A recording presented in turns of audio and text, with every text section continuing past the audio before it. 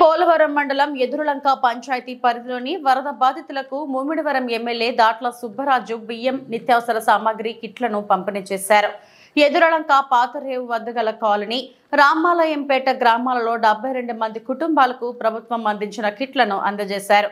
KG ఉల్లిపాయలు, KG బంగాళదుంపలు, KG కందిపప్పు, కేజీ ఆయిల్, నిత్యావసర వస్తువులతో పాటు 25 కేజీల బియ్యాన్ని పంపిణీ చేశారు. అనంతరం ఎదురులంకలో నిలిచిపోయిన గోదావరి రివర్మెంట్ పనులను ఎమ్మెల్యే స్థానిక నాయకులతో కలిసి పరిశీలించారు. స్థానిక నాయకులను అక్కడ పరిస్థితిని అడిగి తెలుసుకున్నారు.